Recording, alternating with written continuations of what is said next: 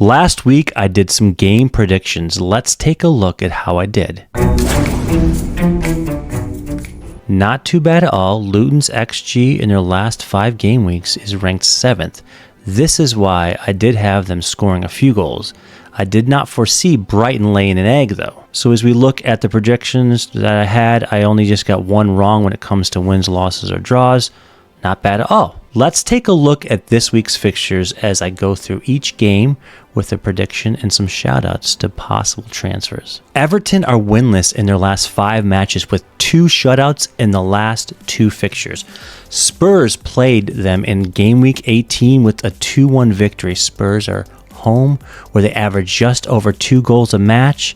This bodes well for Maddison, who looks like the best player on the field for Spurs in their last match. I did predict that Maddison would have a return in 22, and I see the same for this week. 1 assist. Spurs are 3rd in goals scored in their last 5 games, but their defense is suspect at best right now, giving up 10 in their last 5.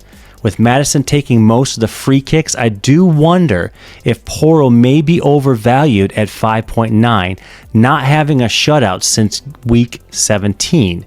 They do have favorable fixtures with Everton away, Brighton at home, and Wolves at home, but the blank. It's probably ideal to get down to 1 Spurs player by 26 unless you're free hitting. Maddison is a nice season hold, in my opinion, 2-1 Spurs. Brighton fell on their face against Luton. They were not prepared as Luton came out strong and looked like the better team the entire game. I do expect more for this Brighton team. João Pedro did come off with a knock. That is something to keep an eye on if you are a Pedro owner. As for Crystal Palace, they looked amazing, but against Sheffield United. I wouldn't be selling multiple players to get in as a Annalise. Brighton's, but because they have Brighton away, Chelsea at home, Everton away, and Burnley at home. And those are decent fixtures. I do prefer Elise as he's cheaper and has a higher XGI. He could be a great enabler, something like Saka to Elise and Alvarez to Haaland. Because at some point soon, we will need to downgrade a player with Haaland, Salah, and Son being available soon. So this is why I think Elise is a good pick. I see Brighton getting back on track, but it will be a 2-2 draw. Burnley and Fulham. I don't see a realistic option for a transfer for this game. Maybe Leno in a wild card. 2-1 Burnley. Newcastle did something they haven't done in a while, and that's win. They had dropped their last 4 matches. I didn't expect them to go beat Villa that easy. Luton are playing like they don't want to get relegated. 8.86 XG to 11 goals scored in their last 5 matches. Those are some mid-tier team stats. Say that a couple times. Also, 2 shutouts with only conceding around 1 goal a match. That's amazing. But what does this mean for FPL? Adebayo has 5 goals in his last 6 matches. That's more than Watkins, Alvarez, Darwin, Isak, and Cunha. Only Solanke has more goals in that time. At 4.8, I consider the upgrade from Archer if you're looking to play a 3-5-2 and still have a nice 8th attacker. Newcastle wakes up and wins 3-2. Aston Villa have 2 wins. Yes, 2 wins in their last 6 matches, and their XG is a putrid 5.78 with 7 goals scored. I was adamant, like I said, adamant about holding on to Watkins, and he did deliver. I see the same this week. I'm predicting a goal and an assist. For those who have been patient, the reward is this fixture. This is where Villa gets back on track. 3-0 Villa. Bournemouth played well against West Ham, but it wasn't enough. Solanke was gifted a goal by a bad pass from Konsa to newly acquired Phillips.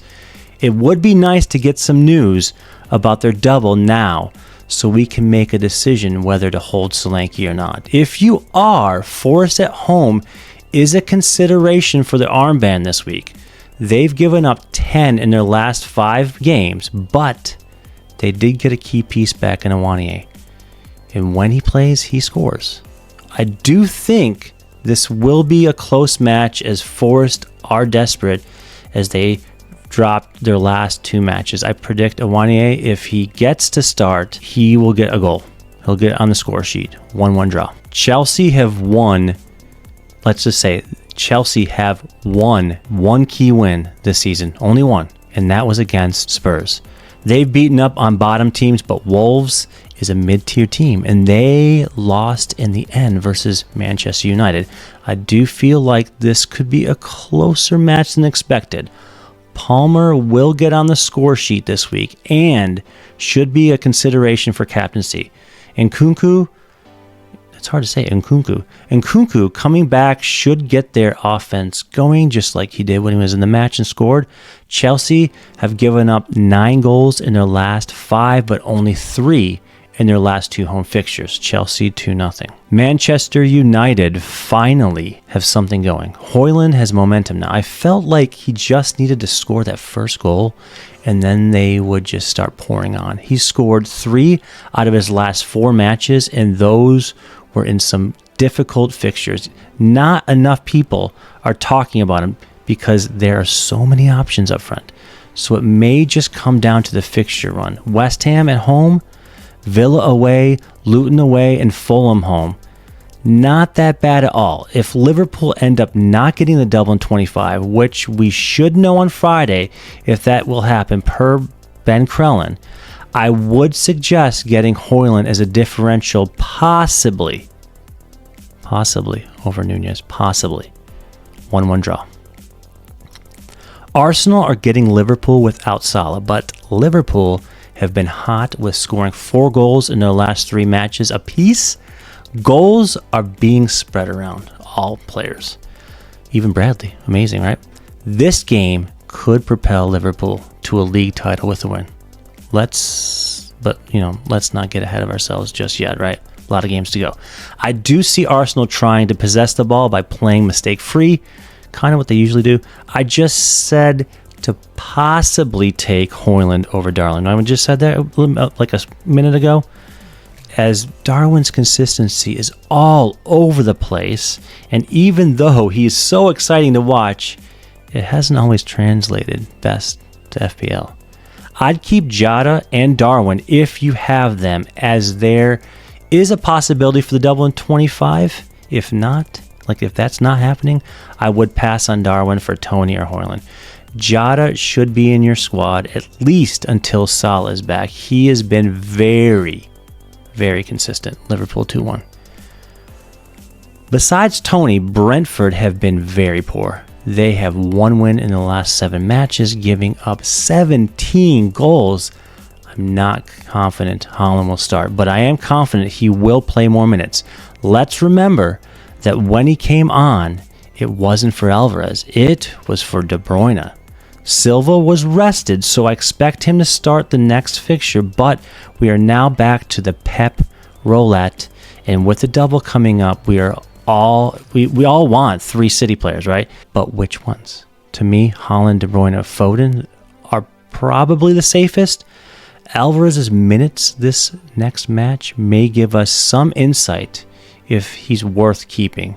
Haaland scores and City win 4-1. Thank you for watching. Make sure you hit the subscribe button, and this has been The Differential Show.